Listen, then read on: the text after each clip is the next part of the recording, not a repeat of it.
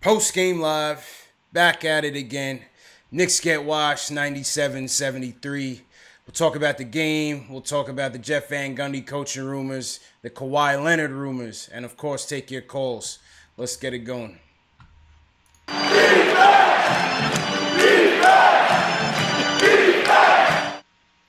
Post game live. What's good out there, Knicks Nation? Tuesday night, tough loss. It's your boy CP from the KnicksFanTV. Got my man Jay Ellis on the other side, representing the Nick of Time show. Of course, this is post game live. What's really good out there, man? You know, like we said, it was a tough loss out there. But a couple things we want to talk about tonight. We'll recap the game a little bit. Go through these latest coaching rumors. Now we have Jeff Van Gundy's name popping up. And now we got the Kawhi Leonard rumors going on. And, of course, we're going to take your calls. So, Jay Ellis, on the game, I'll kick it over to you, man. What'd you see out there tonight? I saw two really bad teams. The Tankathon. Yo, the man. Matador the Olympics. Dog, the boredom was real. I saw two really bad teams battling out for mediocrity, and one out-survived the other, and it wasn't us, pretty much. The Magic, they did a good job kind of moving the ball around. The Knicks defense couldn't really keep up with the swing, three-point shot type of deal that was happening all night. Really, it took like 2 or 3 passes for the Magic to get an open shot. The Knicks could never recover to any of the 3-point shooters. Especially we have I always forget this man's name. Arizona, Mario Hezonja. He's a free agent coming up, man. He's in his free agent year. He's definitely trying to show out and get that money for sure. Yeah, man. Everybody thought he was going to be traded in the offseason, but he might be trying to get his money this season, so we'll see what happens. But he definitely kind of showed up and showed out this game. Luke Cornett didn't have the foot speed to keep up with him on the cuts. He seemed like he was kind of taunting KO, because KO had like 5 blocks today. But Harajonia, did I say his name right? Yeah. He had to never get a block today, too. He's not even known for his defense, but for some reason, somehow, he got a block on KO. Jamel Artis also torched us. He was in the Knicks G League. We ended up picking Dotson over Artis. And if you watch the G League games back when the Artis was on the Knicks, you would see why we picked Dotson over Artis. But Artis, man, I think he remembered that because he torched us, man. Yo, one question I had is, why do we cut Artis and keep Hicks? Hicks is just not doing it for me, man. Artis killed us tonight. He absolutely torched us tonight.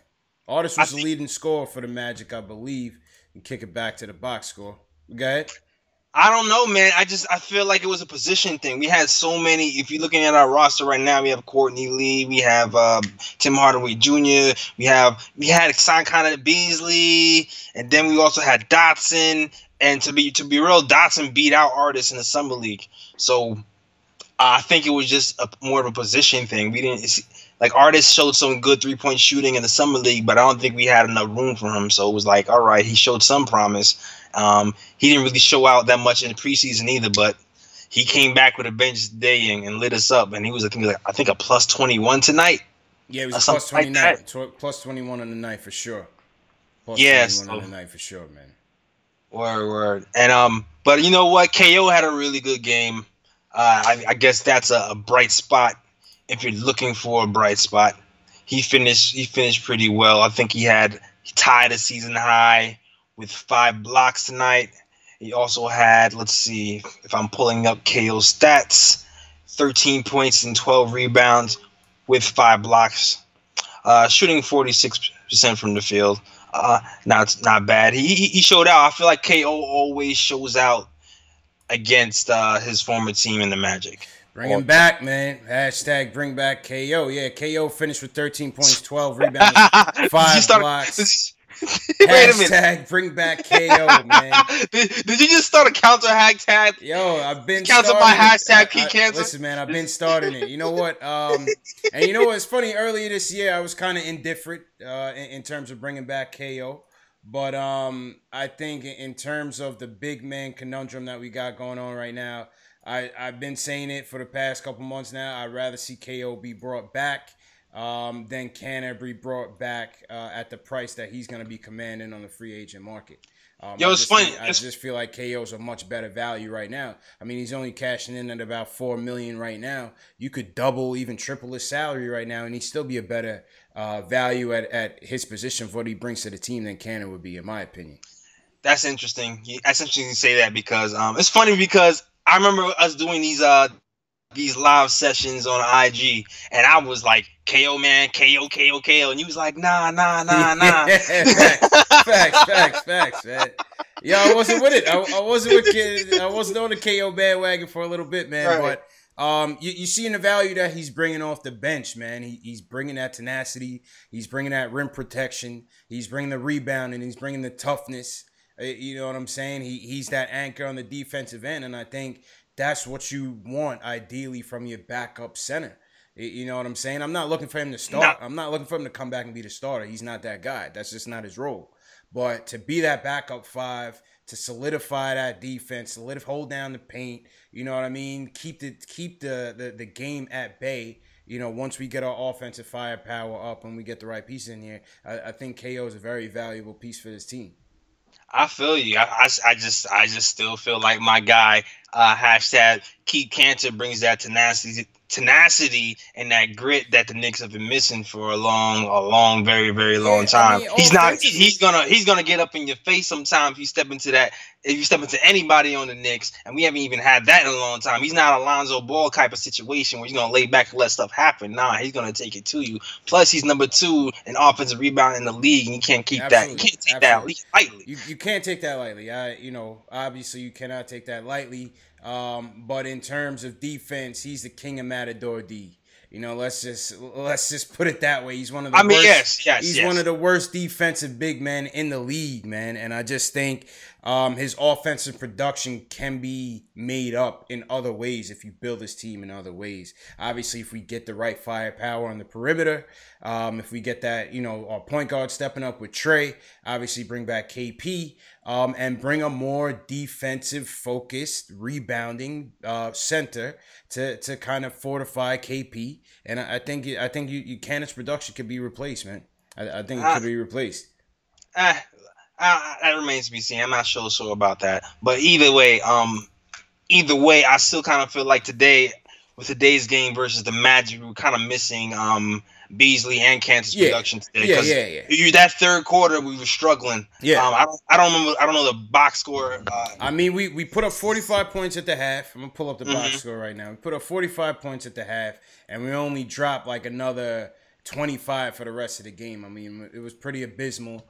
Obviously the firepower of Beasley, KP, those guys were lacking. Timmy was up here building brick houses. Timmy was up here chucking. Timmy finished with 16 points, 8 rebounds, minus 20 on the night, 1 for 7 from 3-point land.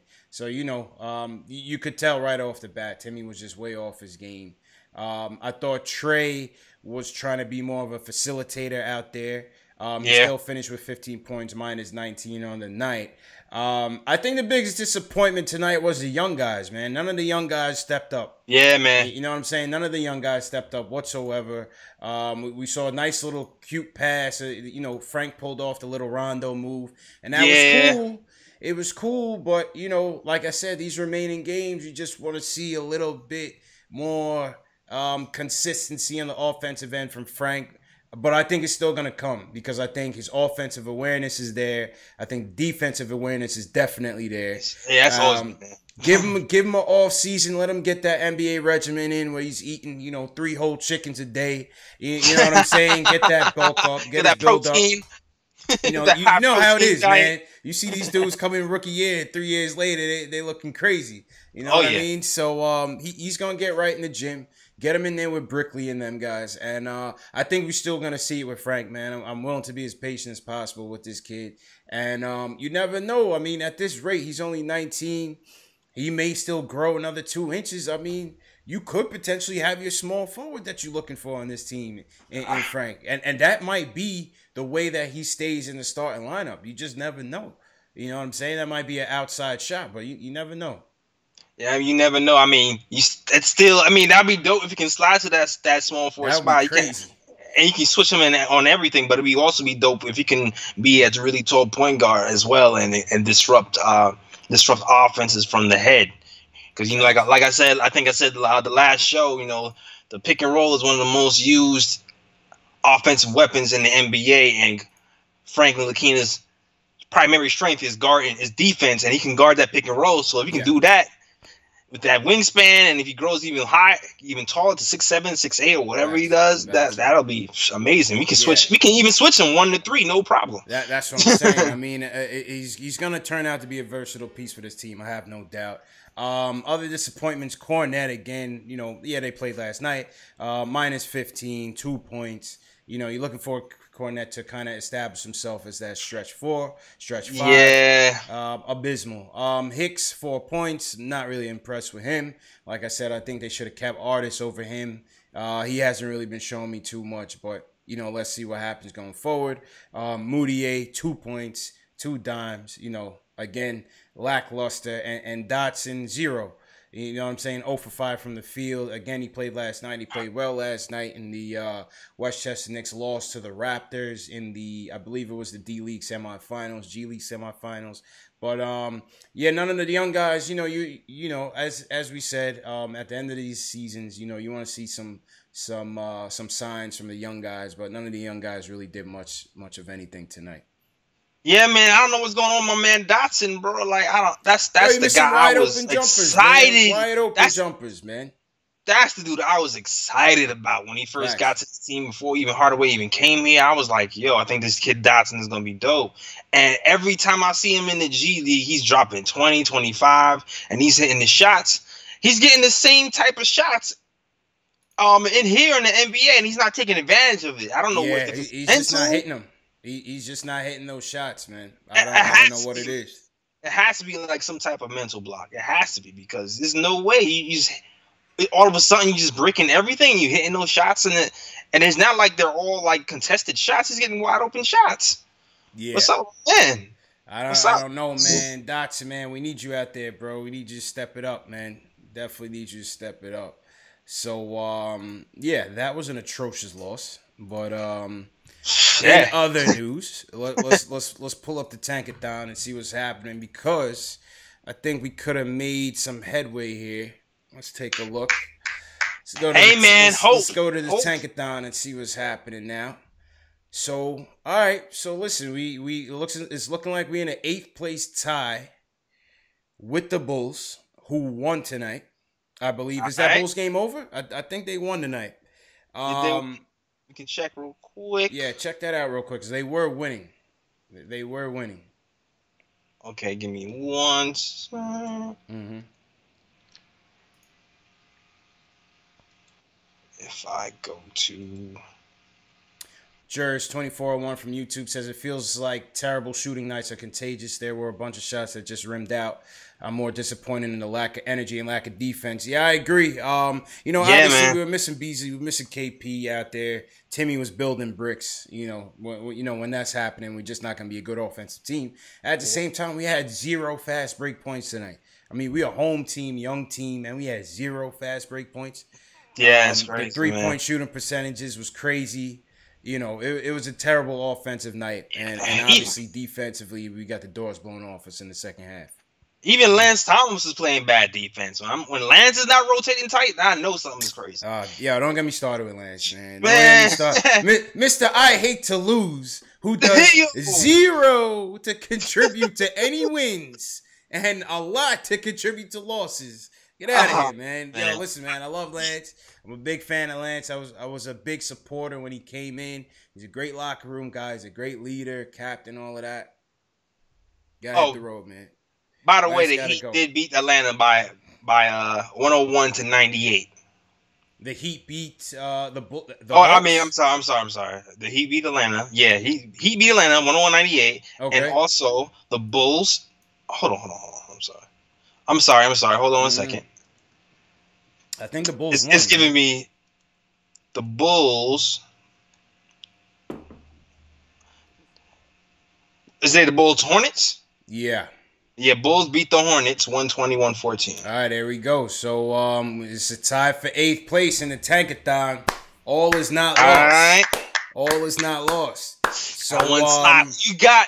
That one slot, who you got, man? That's it. That's it, man. So, listen, I mean, we could end up in a tiebreaker, and if it comes down to the tiebreaker, similar to what we saw last year when we finished with the tiebreaker with Minnesota, could come down to a lottery draw, and for eighth, for the eighth worst record, which still you could still maybe move up in the lottery, maybe you stay the same, but that I guess was a silver lining. As Daniel Watkins in the YouTube chat says, "Let's go."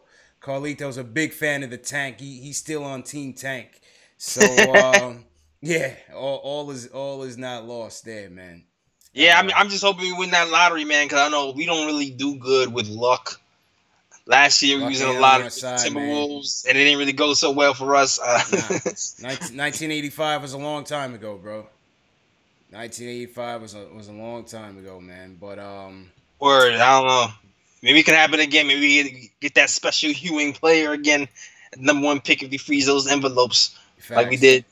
But who knows? Who knows? Who knows, man? All right, so you want to get to this Van Gundy stuff, man? Yeah, let's do it, man. So, not to be short of words, when the Knicks played the Pistons earlier on Sunday, Stan Van Gundy was asked about his brother Jeff and, potentially his return to coaching. And, Stan Van, I don't know if he was angling for his brother or just being, his typical politically astute self. But basically he reiterated that, it's possible Jeff could return to coaching. We see him right now coaching the Team USA Juniors to some success, and obviously most recently coaching the Rockets to a pretty good record as well. So Stan was basically saying that his brother could come back, and he's not sure why Patrick Ewing didn't get an opportunity to interview with the Knicks, but listen, man. He could be had. Jeff could be had out there, and it would just be interesting, man, to see if Jeff could come back and really round this team out into shape. But what do you think, man? What do you think about a potential Van Gundy reunion with this team? What do you think? I think if Knicks fans, Knicks fans might be happy if they miss out on Mark Jackson if they ended up with a guy like Jeff Van Gundy, because he's had such a long record of just winning, and not only winning but winning like a lot of games in the 50th percentile with teams that weren't considered the most talented team, but he just knew how to fit certain pieces together.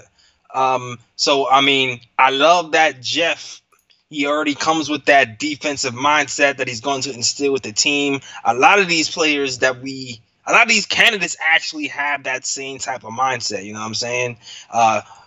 Jackson does. Even Vogel, who was a candidate who we heard rumors about today. They all had that defensive mindset. My only slight worry is his offensive pedigree. You know what I'm saying? Like his winning happened a long time ago in the 90s, where it was a lot less threes. Everything was ground and pound. You can pack the paint, hit somebody with an elbow, and get away with certain things and keep that defensive percentage down. I'm wondering if you can kind of change that a little bit and modernize that defense for the modern NBA, because guys like Kurt Rambis, who was supposed to be a good defensive guy for the Lakers back in the day, he won a championship with his defensive mindset. He comes to the Knicks, and we don't play no damn defense. And it doesn't work out, and it don't work out that well. Exactly, it don't work out that well, man. They lying to us saying he's not the defensive coach. But I don't really believe it, because we look at the numbers, we still suck at guarding the 3-point line for some damn reason. And I still think it's because we're still kind of using a lot of Rambis's principles of just packing the paint, and whatever happens, 3-point line happens, which I don't know if we can survive in the modern NBA like that. Yeah. I mean, I think Jeff is a savvy enough coach where I think he can adjust to today's game. I think he would have no problem coaching this team. This team needs a no-nonsense coach. This team needs a coach that's going to command respect. This team needs a coach that understands that defense wins games, and Most definitely. we need a coach that understands what it takes to be successful in this town. And there's no one that knows that better than Jeff Van Gundy. He would absolutely be a perfect addition for this young team. A guy that can mold KP, a guy that KP would listen to, respect. There's no doubt about it. I think Jeff Van Gundy could be a successful coach once again with this team. He finished here with a 248 and 172 win-loss record with this team. Right. It's not 7%. 57% win record. To me, it's just not about X's and O's with Jeff Van Gundy, man. It's again, same thing I said with Mark Jackson. It's about the relationships with the front office. Are they gonna mesh? You know what I'm saying? And I don't think Jeff would take this job just because he knows what it is at the top, man. He doesn't want to lose the rest of the cul-de-sac. You know what I'm saying? It's already thinning. His hair is already thinning, man. Yeah, and he quit on us. If you remember how he left, he quit on us, man. In the middle of the season, we had a tumultuous season. Facts. He turned the team around. We got into like a 5-game winning streak after we were sucking, and then he dipped. And I was he couldn't take it. He couldn't take the losses, man. He couldn't take it. And I just think he knows that between the owner, probably with Mills, I don't think he would want to come back to this. I don't want to think he would want to come back to this. Juris 2401 hit it on the head. He said commenting games without the stress of a win-loss record is in his best interest. And I think that's what he's going to do, man. I think he's just going to stick to the booth. I feel you. I mean, the only thing you can kind of say right now is it might be tempting for him knowing that Dolan is somewhere playing the harmonica and doesn't have his nose in all the business like he used to. At least that's what he says. At least that's what he says. At least that's what he says. I mean, I read somewhere that Dolan, he's not gonna poke his head into the Knicks operation anymore. So I mean, I'm gonna keep his. It seems like since he said that, he's kept his word. So we'll see what happens. It's been like that. He stuck his nose out to fire Phil, and he ran right back into the concert hall. So it can happen, man. Let's see what happens, man. I think we got a call coming through. Yo.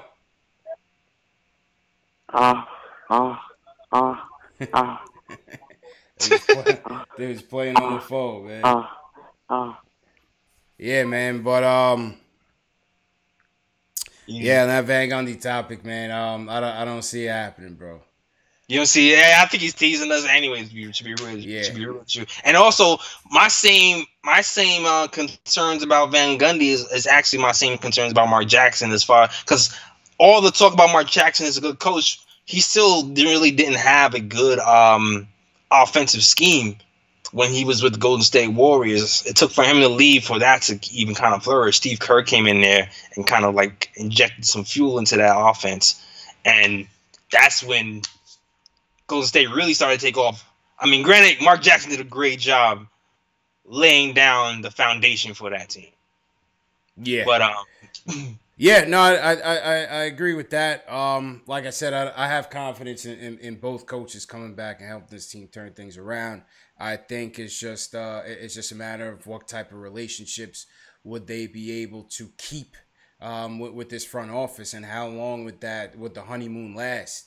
Because we've had 11 coaches in the last 14 years. That's crazy, man.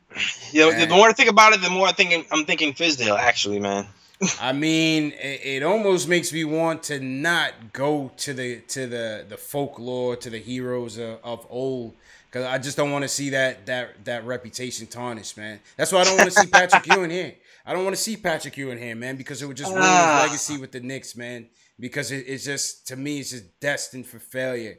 The way these coaching relationships last, man, and until I see some sort of stability on the coaching staff and some amicable relationships between the front office and the coaches, I don't want to see any of these guys here, man. I don't want to see any guys here.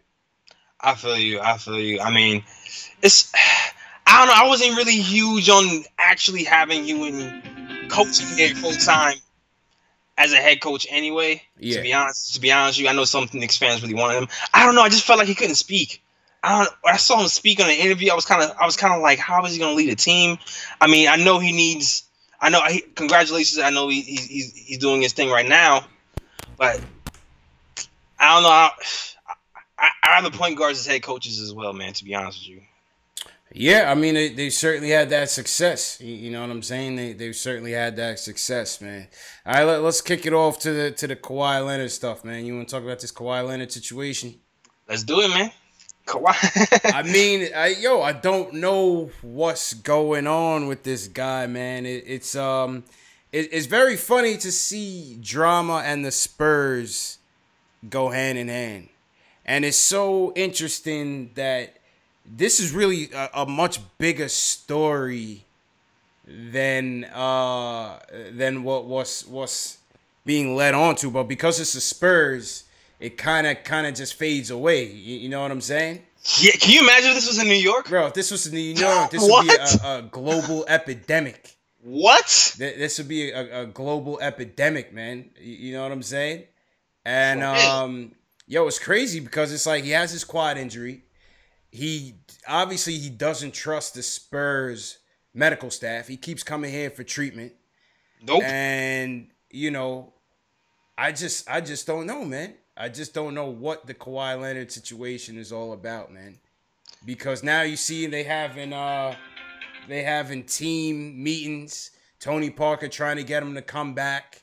You know what I'm saying? He's 26 years old. It's just crazy, man. If this was the Knicks, this would be a global crisis right now. What? Oh my gosh, the papers would be exploding right now. I don't know if you watched The Jump. Did you see The Jump with Steven Jackson's take on it? Nah, I missed it. What Steven Jackson say? That was interesting. What was interesting about that take was because you know how Tony Parker came out and said there was a huge problem with Kawhi Leonard and he felt like he should be back by now. Yeah. And Steven Jackson pretty much was saying Tony Parker doesn't really move like that. He's not really that guy to step out to the media and say something like that. So he feels like Tony Parker and Ginobili, if they're doing that under the direction of Popovich. He said he feels like that's coming from the top. Yeah. Yeah, I don't know, man. It's just crazy. Like I said, you never seen this with the Spurs in God knows how long. You know what I'm saying? So it's just it's interesting to see. But I say that to say, if he's available, what do you do? You know what I'm saying? And I asked that question to Knicks fans earlier today, and the reactions were fairly mixed. So what would you do? Well, I mean, if he's available for trade, how do you handle that if you're the Knicks? You have to inquire, right? You have to. First of all, if you don't make that phone call for Kawhi Leonard, you're not doing your job. You should be fired immediately. First and foremost. Right. Kawhi Leonard is a game changer. He is a franchise-changing talent, man. Think about what Jimmy Butler did for the Timberwolves, right? Mm-hmm. Jimmy Butler came to the Timberwolves and changed that whole culture with his defense, with his two-way defense. He has a defensive acumen and he can score. Now, I feel like Kawhi Leonard and Jimmy Butler are kind of in that same mold, but Kawhi Leonard is, he's a cut above. He's a cut above. Yes, he's definitely a cut above. So if you're thinking about that, if you bring Kawhi Leonard to the Knicks and you compare him with Porzingis and maybe and Trey and Keith Frank, I'm playing Keith Frank, of course, and then maybe draft somebody this season. Maybe who knows what can happen? That can change the trajectory of our franchise instantaneously. We can be chasing the ring in 2 years. At 26, I mean, he's not old per se. I mean, I think Kawhi's doing the right thing by hiring his own doctors because I'm looking at his injury timeline. He's been having quad issues since, 2017, February 6, 2017, quad contusion. Facts. First time he had it. No, wait. Then he has, predate that. March of 2016, right quad contusion. So He's going to these first doctors. Facts. See, we got a call coming in. Hold up. Yo. Okay. Hello? Yo. Hey, what's up? Yo, what up? Who's this? I'm Carlos from your show. Yo. Carlos, what's good, bro? What's going on, Carlos? It's good. It's good. I have two questions. All right. What's your opinion on Kemba Walker? Well, I mean, in terms of what, trying to trade for him or trying to sign him in 2019. All right. And what would you give up for Kemba if you were the GM? I mean, right now, I would just wait for him to come out in free agency. I wouldn't give up anything for him right now. I don't think it's worth chasing. I think we want to see how our own point guard situation unfolds. And if that doesn't work out in 2 years, you give it a 2-year trial run. If that don't work out, then you see about Kemba in 2019. And Jay Ellis, what you think about that? I completely agree with that. I would not really make a move for Kemba right now. He expires in 2018, 2019. Yeah. And we have like 27 point guards right now. So I wouldn't try to give assets to get him. Also considering that back when the Hornets were trying to shop Kemba, they were also trying to attach Batum with Kemba's salary. I'm not trying to take on Batum's bloated contract. His contract was even more than Joakim Noah's, lasted longer than Joakim Noah's. So I don't want that headache, to be honest with you. I'd rather just rock out with the guards we have or trade a guard for another piece.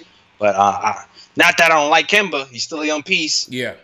But I will wait on that. Yeah, I agree with that. Just wait on it. Like I said, rock out with the 2 point guards with the 3 point guards, quote unquote, that we got right now.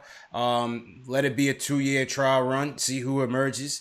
See if Trey can separate himself and reclaim his stake. See what happens with Frank. Moutier, I have a little bit less confidence in, but we'll see. You never know. He's still 21, and go from there. What's your next question, Carlos?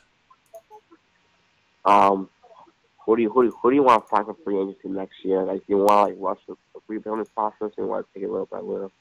I mean, free agency wise, I think you just I think we need to be looking at low risk, young, guys out of the D League, guys in the second round.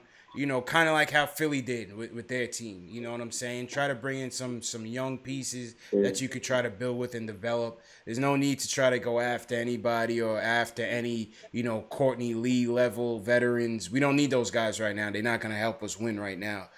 We need to try to get some low risk guys that we could bring in here on the cheap and see if we find some diamonds in the rough. JL, what you think? I absolutely agree with that. I mean, there's some players out there, but right now I'm looking at New Orleans Noel first and foremost because he's a center he had a really good run with the 76ers, didn't really work out for Dallas, but I still feel like he's young enough to take a flyer on. The Knicks need some kind of athleticism at that power forward center spot, and when he was with the 76ers clicking, he was kind of playing like a roaming safety, kind of just disrupting anything that came in his way, and I feel like an athletic center is kind of what we're missing right now. So I would definitely take a look at New Orleans Noel. I know Jabari Parker is also a possible free agent, but I feel like that's a little bit of a pipe dream. He might be looking for a lot. He's going to be out of our range. I still wouldn't take that gamble with him coming off 2 ACLs. I think I see a lot of people clamoring for him, but I think that's crazy. Coming off 2 ACLs, I wouldn't pay him nothing. Definitely. And there's also, Zach LaVine who's looking nice, but we already have a lot of guards. I'm reading this off the free agents line, by the way. Who knows? Julius Randle's looking nice too. Who knows if KO's gonna leave? Julius Randle's gonna secure that bag for sure. Right. He's gonna be a beast. Nikola Mirotic is actually kind of really like his game. Nikola Mirotic, I feel like he was. You talking about Cornette? Mirotic, I feel like would fit in really, really nice with this team. I mean, Mirotic is what you want to see Cornette strive to be, right? Right. But I think he might be out of our money range. He probably will. Our pay grade. So there's a lot of these guys gonna be out of our pay grade. We're not gonna really have any money for real until the 2019, 2020 season. That's what I'm saying. But that's what I'm saying. All right, yo, Carlos, man, appreciate the call, bro. Call back again, all right? Thanks. Thank you for your time. I'm actually Knicks Capital, by the way. So. Knicks Capital, Instagram, Knicks Capital, man. He's a good dude. Thanks, bro. Yo, Rodney Hood, I would love to steal him from the Cavs, yo. Yeah, I don't know, man. I don't see LeBron letting him walk out the door, man. I feel you. Who knows Rodon's going to be there? Who knows? He might be with Houston. Jers 2401 said, leave Nerlens exactly where he is. He can't score. He doesn't have enough weight to bang in the post. I always agree with that. He never really changed his game from the Kentucky days, man. I'm not sure Nerlens well, you know. I feel like he showed. I don't know if he really got the real deal this year with Dallas. Yeah. I mean, yo, who this? It's Carlito.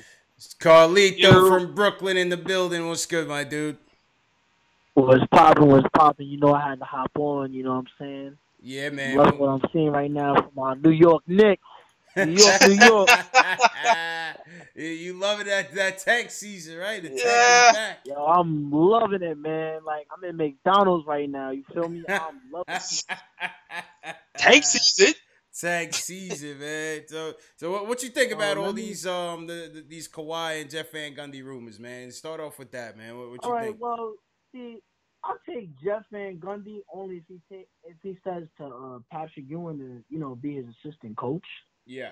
I think that would really be good. You get what I'm saying? Because I think Patrick Ewing would really help Porzingis like post game. Yeah. You know what I'm saying? He'll really like polish that. Because I would take him as an assistant. They not like as a each head other, coach. you know what I'm saying? They get along. Yeah. And I think like that would be good. Like they will both have that sternness. You know what I'm saying? That's what you want to see from your coaching staff. I think that would be like perfect. You know what I'm saying? Yeah, I feel you, man. I'm just afraid of if it goes south, man. I just don't want to see Patrick Ewing legacy tarnished. I don't want to see it tarnished, man. As long as Patrick is not the head coach, it's not like Well, he don't want to be an assistant coach though. Pat has been an assistant coach for him. Yeah, he wants to be the guy. He wants to be the guy, man. He wants to be the man. If it's Jeff Van Gundy, if it's Jeff, he'll do it. Come on now.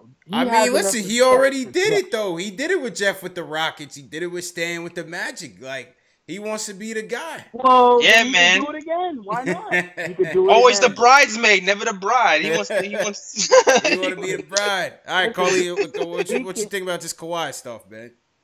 All right, with Kawhi, I'm gonna tell you like this: the only way I'm doing this Kawhi trade is we don't give up Frank. Nope. Yeah. We give up anything but Frank, and on top of that, hopefully they take Hardaway with that trade. You know what I'm saying? Listen. I know people saying, yo, you willing to do anything to get Timmy out of there? Hardaway has a trade kicker. Just letting you know. I know you know. You know why it makes sense? Though? All right, go ahead. Because Hardaway, look at his numbers. He's still averaging about 18 points a game. They're looking for a replacement for Ginobili, right? And I think they wouldn't mind taking a guy like that. They know the guy can play. You know what I'm saying? And I feel like they would play, take Courtney Lee. Then, excuse me, what you said? I said I feel like they would take Courtney Lee. You think the Spurs would take Courtney Lee back? They would probably take Definitely. They probably take both of those players. You know what I'm saying? So I think, we could make some moves because listen, what it is with Hardaway, he just needs a stern coach. If Hardaway gets that coach, he's like J.R. Smith. You saw when they had Woodson. Woodson was not playing that with J.R. Smith. You know what I'm saying? Yep. You saw a different J.R. Smith. And I think you put Hardaway with that type of stern coach, Popovich wouldn't mind taking him. You say, okay, we use what we got, and he'll be right in the system. Yeah. Jers 2401 in the YouTube chat agrees with you. He says, I'm with Carlito. Get Tim Hardaway Jr. out of here. Hardaway is not a fit for our team. He's a good player, but he's like not really for our team right now. You know what I'm saying? We don't need that right now for our team. I would definitely trade Hardaway for if Kawhi Leonard is involved. But it's gonna be hard to trade him because he's a trade kicker, man. Like thank you, Steve Mills for doing that for us. He gave Hardaway a trade kicker, so we traded him. We have to pay extra $8 million on top of his salary. The next guy to go. He's the next guy in the office to pack his bags. But yo, if we do get Leonard, I would have to keep Frank. I would have to keep KP. I would try to keep Burke as well. Now you got to keep KP because trading KP, you're defeating the purpose of trading for Kawhi Leonard. You can't trade KP, right? Unless you get LaMarcus Aldridge back. I mean, that's a different story. I'm just saying. And also realize that Kawhi Leonard's contract is around like $20 million or something like that. So whatever we give up has to equal kind of around that amount. So you think about it, Hardaway. So package up Cannon and get him lost. Do a sign and trade. Doesn't Hardaway's contract? I mean, I like Cantor, but I wouldn't be opposed to like a Cantor in the first for Kawhi, and then we draft Michael Carter Jr. Not Michael Carter Jr. Wendell Carter Jr. Or Wendell Carter, yeah. Yeah, to kind of replace that, then re-sign KO. I wouldn't mind doing that if it's Kawhi Leonard. I mean, for a guy like Kawhi Leonard, you're looking at 2 first-round picks easily, probably a couple seconds, and probably an established player. You know what I'm saying? To make the salaries work. It's a tough deal. To me, if he's ready in 2019, you wait for him in 2019.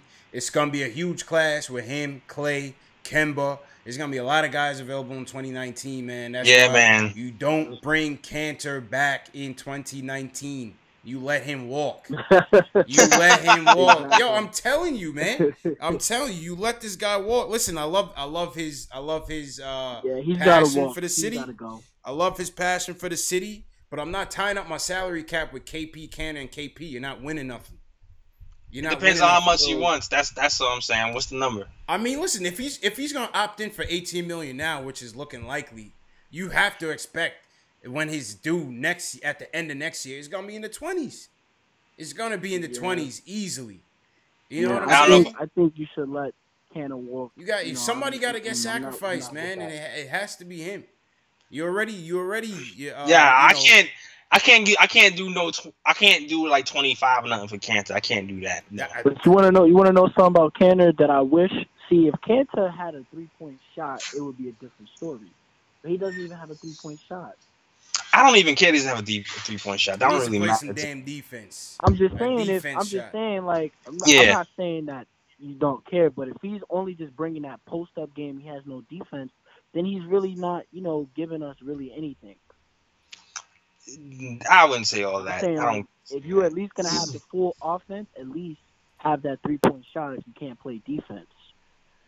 There's a lot of centers like that in the league that are still used because they can still spread the floor, but Cannon can't spread the floor. Yeah. I mean, he has his 15, 17-footer is pretty decent, man. It's not broken at all. He hits that pretty high clip. You barely see that. You barely see it, but like there's been games when he's been playing Dwight Howard, he had to keep hitting that shot. He did. He had to bring, but he's not like he hit that. He can hit that. I need some numbers, but he can hit that for damn sure. Yeah. You know why he does that? Because Cannon's scared. Yeah. Everybody's scared. Who's not scared of Dwight Howard in the paint? This guy's been averaging like 2 blocks a game his whole career. His shoulders is massive. He can out-bully anybody. Yeah. I tell you one thing, though. You want to know something funny? Yeah, go ahead. Listen, whoever the next coach is, I bet everything on it. I'm not saying I'll bet money, but I won't be surprised they bring back Joakim Noah. That was just my topic. That was just my thought. He's gonna come back and play. Yep. He's the best defensive center that we have on this team, for lack of a better term. Listen, for better or worse, he's the best defensive center we have on this team. Noah and bench Cantor. I really would. That's funny. It's like out of sight, out of mind, because at the beginning of the year, I guarantee you all these Knicks fans was not saying that at all. At all. Listen, I couldn't. They were saying give Joakim Noah spot minutes, 5-10 minutes, situational purposes. When a center is giving us fits, throw Joakim Noah in there to cool them off. But no one was talking about have Joakim Noah play 30 minutes. We still should have. There was games. Listen, against the White against the Pelicans, teams are still going big. Where you gonna need a Noah against the Raptors, against Valanciunas? No, absolutely. Like, KO Absolutely. can't hold it down like that. You know what No. I'm saying? And Cannon can't hold it down like that. Those Exactly. are the nights you need Noah to play, and they should have been doing that. You know what I'm saying? They should have been doing that. You know what's crazy about Noah, right? I could not wait because it doesn't make any sense. This guy was actually starting last year, so you get what I'm saying. He needs to play. He needs to play, and when he was starting, the man was getting us 8 rebounds per game. Facts. And defensively, it was the best. But imagine that same 8 rebounds he was giving last year, plus the KP that we had this year. I think KP would have never got hurt. KP wouldn't get injured because he wouldn't be stressing like that on the defensive end. He knew he would never always have to help out Noah on post defense. That's a point. I mean, I don't know, that injury was a freak accident, but I do understand your point that when you say that he's our best defensive center, man. He should have been playing. Jurors 2401 in the chat said he's getting paid too much not to play. I agree with that. Coach like Jeff, who's retarded and who doesn't know anything about defense. Jeff talking about if you get to the spot on time, that doesn't mean a damn thing. No, Jeff definitely played him. Jeff played himself. Jeff played himself by saying defense is just so important, and then when it got time to play some actual defense and put in some plays, he had him in the bench. He played himself for sure. Like, he should not have done that, man. Jeff was like, Jeff was like, oh, just make sure you get to the spot. And I'm just looking at Jeff like, Jeff, what are you talking about? And see, that's the reason why Hornacek ain't never win no championship when he's on the Jazz.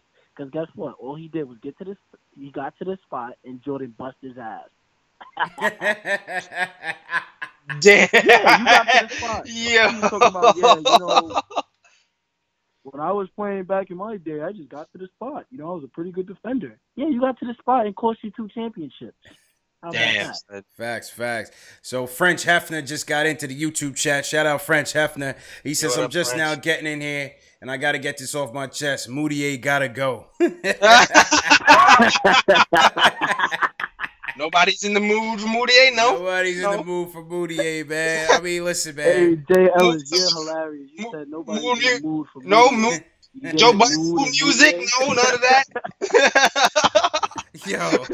Yo, one thing with Moutier, he gets into the paint at will. You know what I'm saying? He can break down the defense. And then he acts like he doesn't know what he's doing. He can't finish for shit. Yo, he can't shoot for shit, man. He cannot finish. He cannot finish, man. There was a clip today of Jared Jack on the bench schooling Frank because Frank got blocked. Yeah. Right? Jared Jack goes, what's the one thing you should have done? Throw your body in first and then go for the layup. I feel like Moutier's problem all the time, not all the time, 90% of the time when he blows those damn layups, he lets the defender hit him first. He doesn't have the falling. He doesn't have the lift to get off the floor. He's always falling down, man. Moutier is the contact every game. Like more and more, it's getting like really atrocious. Yo, it's bad, man. Like I said, he has that gift to get in the paint. If he could just finish. That was Ramon Sessions, man. I mean, if Ramon Sessions got in the paint all the time, and he couldn't do nothing once he got in there, bro. Facts. Yeah. That's why he got traded. Let go. When I was looking at Moutier's game when he first got drafted, it looked like he had that type of Dwayne Wade type of game, Yeah, 100%. His international team was like, good. He had like that. He was quick. He could get to the basket. Yeah. So I'm looking at this guy. I'm like, if he could just, but it's like I'm not taking no chances on him. He's like this. The players that we have right now, a lot of them, they were meant for that 2000 and the 2000 to 2009 era, where you could use the mid-range jump shot. You know what I'm saying? But right now, Moutier, he's not a modern NBA point guard. It's not even. Yeah, he's just not good. He's not doing it. He's not because he doesn't have a jump shot, and he can't even get like. At least if you're known for getting to the basket, at least finish. But you can't even. You don't have anything that you can offer to the table. So, you got to go. Yeah, I You mean, just have to. you know, Jer's in the chat is saying he's just lacking a lot of confidence. And he's got to get in shape. I don't understand the shape thing. Like we 75 games into the season already, man. Like I don't always talk about yeah. KnicksFanTV. You always say, I don't understand about this guy talking about getting in shape. I don't know. Like the coach is like, oh, he's got to get in shape. Like, yo, we 60, 75 games into the season. Like, what happened? You know what I'm saying? Yeah, man. I don't know, man. He's not in the mood for shape, man. That's all. He's not in the mood for shape. You know what I'm saying? He's eating that good halal and chopped cheese. Yeah, he's eating that chopped cheese uptown, man. He's going uptown getting that chopped cheese. Him and Beasley. He on that Beasley shit. Oh, yeah. You can't be on that Beasley shit. Beasley just get by on God-given talent. You got to work. Off about Beasley man. He does this every single game. Beasley won't get a call. Or if he gets knocked to the ground, this guy is not gonna run back. Yeah, of course not. You can almost guarantee he's not gonna run back. Of course not. That shit just pisses me off. And then he'll come. It'll be so funny because if he does come back, like the guy is getting ready to, shoot the jump shot, and he'll just sprint. I'm just like, yo, Beasley, what the hell are you doing? Facts. And then and then you be the one talking about this team is it's you. It starts with your type of attitude. Facts. You know. He don't set a good that example. That type of attitude. He does not. I have two things to say before I get off. You know. All right, yeah, go ahead, bro. Go ahead, man. The first thing I'm gonna say is that I don't know if you guys ever paid attention to it, but I don't know if you remember when Beasley he started getting minutes, right? Mm-hmm. Remember when KP was out and Beasley was getting that? Yeah. He was going in. Yeah, we talked about that last week. Yeah, he was going in. But when KP started coming back, you ever notice how they had Bees and KP on the floor? Yo, that does not work at all. It don't work. It does not work. It don't work. Beasley needs to be that spark off the bench, 6'7". Because KP is the type of guy, right? If you guys ever look at KP, even though we know KP is the number one, he's the number one option for our team, obviously, right? Mm-hmm. But Beasley gets big-headed about himself. And KP's soft. KP is not going to be demanding the ball, you know? Facts. No, I agree with that, man. I agree with that. When Beasley comes in the game, it's sort of like he takes KP's, offensive opportunity. And if you ever notice, when KP is not playing and he gets in the game, you're not getting him in the offense, KP's going to be cold. That's a lot of reasons why. You ever watch those games when KP first started coming back, we were losing a lot of games because freaking Hornacek would put Beasley and KP in the game, and I'm like, yo, you don't see this shit don't work? Yeah, man, sometimes it's all about the matchups and how pieces join together. KP and Cantor work. Even KP and KO works, but the KP Beasley thing never really worked. KP and Beasley did not work. You guys agree? I definitely agree. I definitely agree. The only time it really worked was maybe like that Laker game. For some reason, the first Laker game when they came to the Garden, they had LeVar Ball in the front acting a fool, giving people high fives. And Frank hit that crazy three, went to overtime. That was the only time when it seemed like that combination worked. But other than that, I don't know. That combination really didn't work. Beasley was really good when he's utilized as like the main. I almost and then it took him after I guess 10 games after that happened. I don't know if you guys ever remember that Miami Heat game when McDermott hit that shot. Yeah. Right? Yep. That game, KP was frustrated because Beasley took the last shot and KP was clapping his hands like, yo, bro, I'm open. But, of course, big-headed ass Beasley was not, listening. But Beasley was getting buckets that game.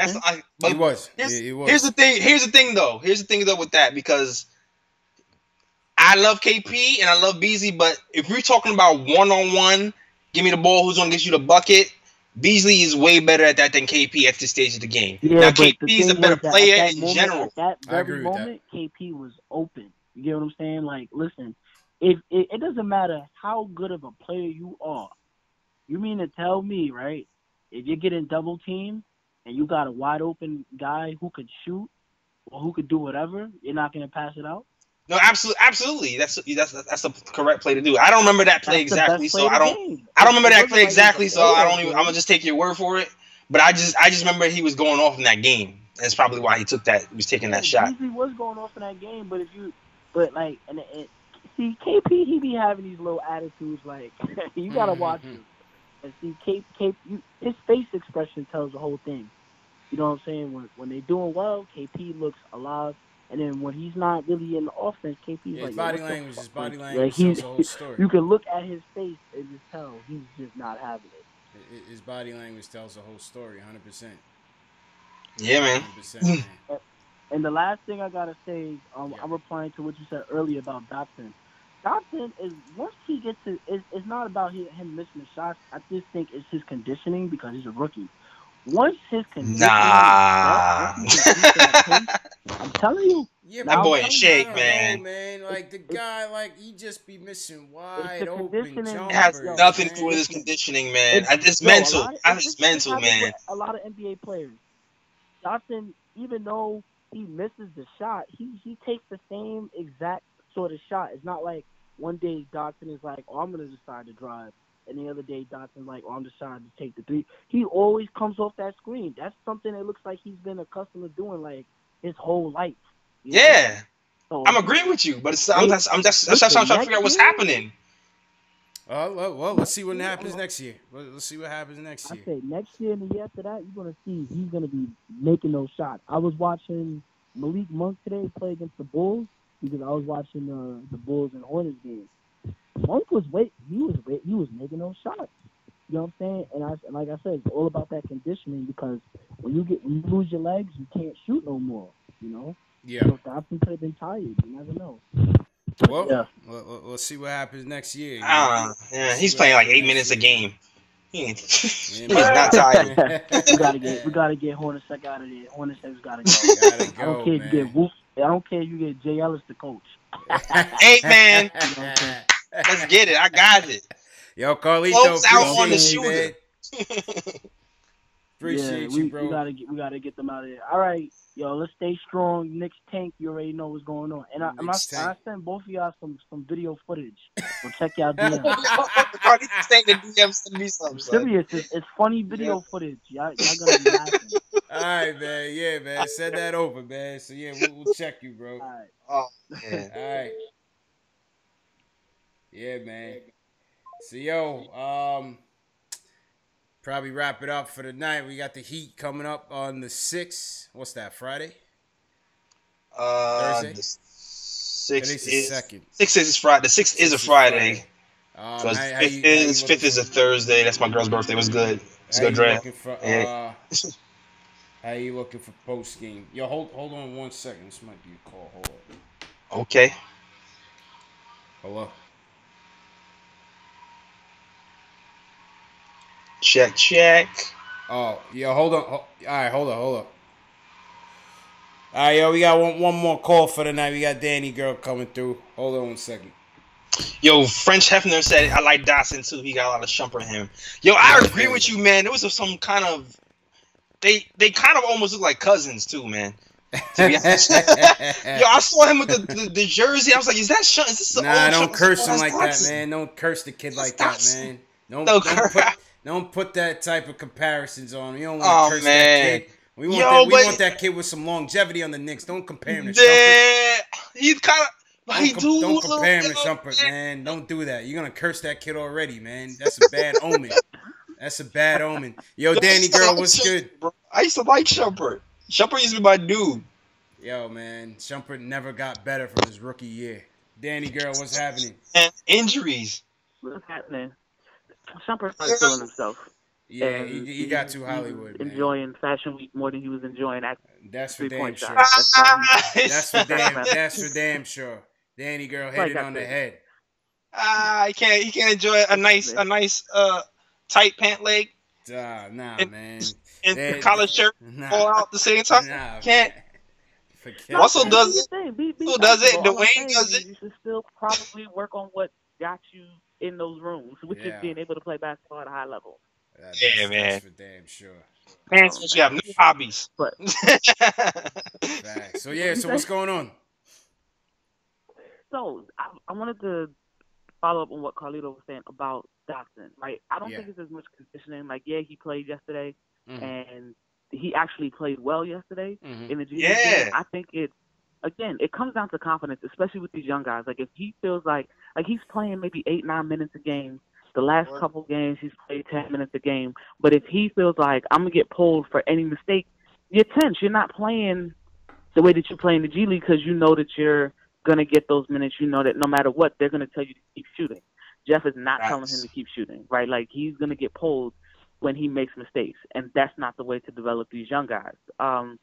I just think that, well, as everyone is saying, Jeff got to go. The writing's on the wall. He's not going to make it. He's inconsistent with his doling out of discipline or holding guys accountable on the defensive end. Like, if that was the case, Cantor wouldn't be in the game. Like, that's why I just think it's unrealistic that he stays. I just think it's unrealistic that he stays. But, and then on this whole, Kawhi Leonard thing, I would trade a first-round pick. I'd trade Tim. I'd trade, if they don't want Tim. Would you give two picks? Anything to clear money off the books. Would you give him two first-round picks? First-round picks this year. Say that one more time. Would you give him 2 first-round picks? Would you give up this year and maybe next? Not this year's. Nah. I need to see what he's looking like. It's a gamble. Because what we also have a history of is trading for guys who are hurt. Yes. And signing guys who are hurt. My husband was like, "You remember Antonio McDyess?" I was like, "Don't worry." Oh man. Jesus. Yeah. I don't want to trade for Leonard and it be another Antonio McDyess. I'll be so hurt. No, Leonard is 26. Mortgage. Leonard's 26, man. That's crazy. He's not. When we got McDyess was like on his last leg. But you just never know how guys come. You just never know how guys come back from an injury. Yeah. And if he's holding out because he feels like he's not 100%, that's more mental. If he's been cleared to play and he's still like, I need a second opinion, that's mental. That's black. Like something is very weird with that right now. Something is very weird with that. I agree with him too because I feel like that's why Rose kept getting hurt. Not because he's technically fragile, but he never had confidence. He lost his confidence in his body and his ability to do what he could do.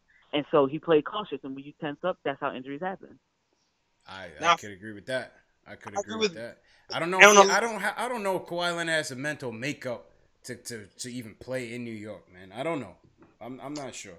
What you think, man? I'm not sure if he has the mental makeup because but I mean, you know what? I'm not sure if he's meant for the city. Like I know his game is, but I don't know if he's gonna be used for all this like hustle and bustle and the media thing. He's just so quiet and stuff like that. But I mean, I do feel like Kawhi is justified in getting his own damn doctors and checking out his quad because, like I said before, I'm looking at his injury history. He had quad injuries since 2016, and it is now 2018. So. You said my quads were good in 2016, and now I'm re-injuring it. So yeah, I'm getting my own damn doctors. I might go to Phoenix and get Grant Hill doctor from that joint in. Right. The Phoenix keeps you in the league. I don't know how.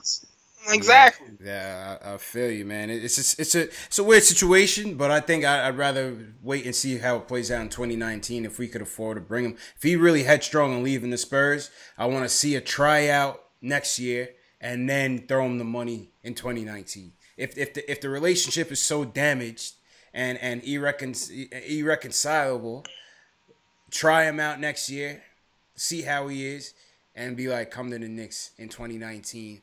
We got, I don't know who we going to get in the draft this year in the lottery, but we got that guy, we got Frank, and we got KP. Come through, let's build a winner. That's it. Right, so that's my question, right? So if you don't try to trade for him now, but you still want to keep Frank, you want to keep Trey. Definitely. For those of you who still want to keep Timmy, who do you end up drafting? Because if you draft Kyle Bridges, and he pans out, then you're like, hey, we don't need Kawhi. That works out in our favor. Right. But who do you draft if you're trying to position yourself to trade for a Kawhi Leonard or get him in free agency? That's what I'm saying. If we end up getting Kawhi Leonard, I would just go straight up get a Wendell Carter Jr. That's what I would do. Yeah, but you're gonna have to give up. You would have to give up. Definitely have to give up this year's draft. You'd have to give up that pick. You have to get that at least. I'm pushing for next. I'm pushing for next year. I'm pushing to replace Cantor then. Yeah. And you just kind of work with a serviceable small forward. Yeah. See, I wouldn't I wouldn't be trying to draft according to who we could potentially sign in 2019. You just got to go in there, draft the best player you can at the position that you're at. If you can find that position of Treat need, it more like which is football, just best available player. That's how I would do it. We need as much help as we can. And outside of KP, to me, any position is replaceable. You know what I'm saying? Anybody can get replaced outside of KP in this lineup, 1 through 4. We could use a 1, we could use a 2, we could use a 3, we could use a 5.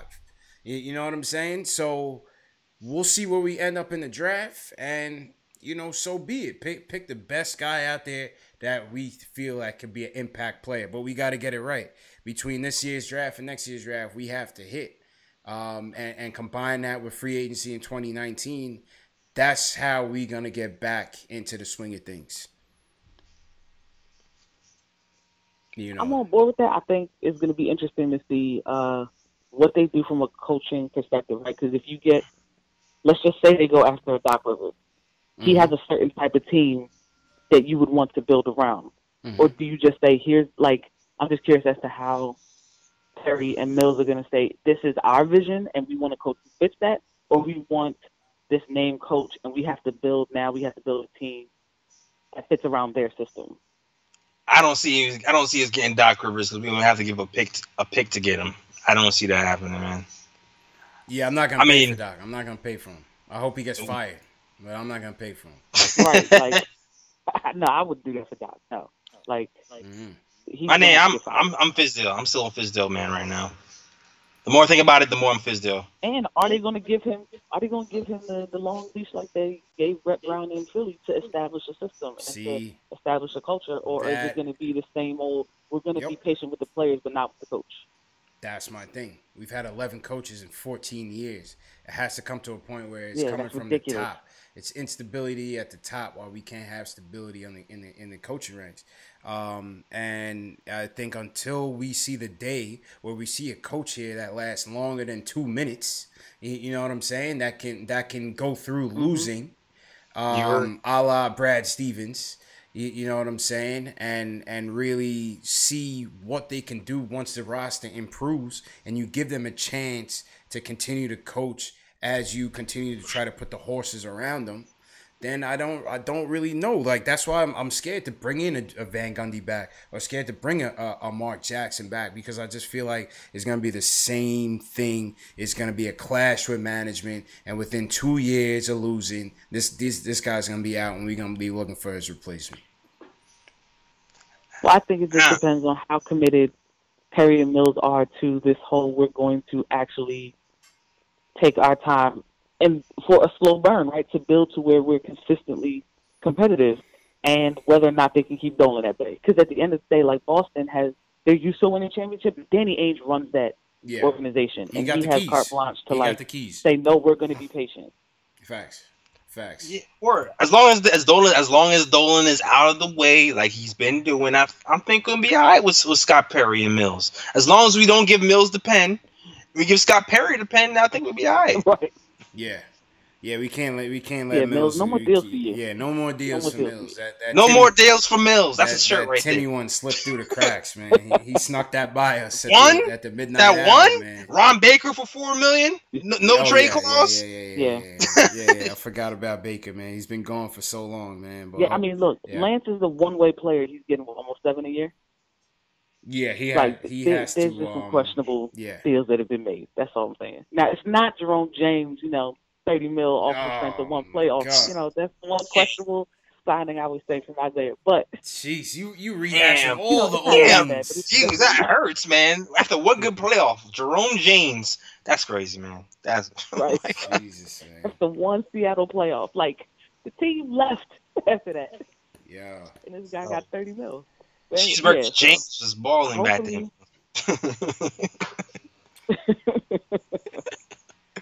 We just gotta have faith, man. We just gotta have faith, man. That's just what it is, man. But yo, Danny, definitely appreciate you calling. Yo, definitely. If you're around on Friday, we'll be on Friday. So, definitely hit us up for sure. I'll be around. It's the train wreck I can't stop watching. Hey, that's why we diehards, man. Word. All right, guys. Take it easy. Dying with the train. Yeah, man. So, yo, Jay Ellis, man, I'm going to wrap it up for the evening, man. I'm going to let you close it out, man. Anything you want to close it out with?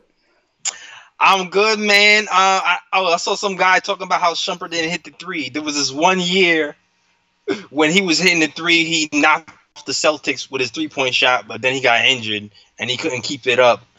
I feel like injuries took out Shump from the Knicks, man. I feel like I agree. If he would have stayed healthy for multiple years, he would have been able to build on his success from year to year. And then once he got to the Cavs, he had like one and a half job, and then he got injured there too. Yeah, you got a ring. You got a ring out of it, man. So good for Shump. Well done NBA career, man. You got a ring as a Knick, and that's a very hard thing to do as a former Knick. So shout out to Shump. Yo, everybody, appreciate y'all coming through. Appreciate y'all coming through to the chat. Shout out everybody on YouTube, French Hefner, Carlito, Jerz2401, Abdul, Dani Girl, shout out to coming through. Carlos, thanks for calling up. Lane First Ceremony, appreciate you. What else? Yeah, Friday, Knicks Heat. We'll be back on. Definitely call up. Make sure y'all subscribe to the channels as well, the YouTube channels. If you follow on Facebook, YouTube, Instagram, Twitch, make sure you hit that follow. KnicksFanTV, Nick of Time Show. Yo, you out here, man. Peace. Mm-hmm.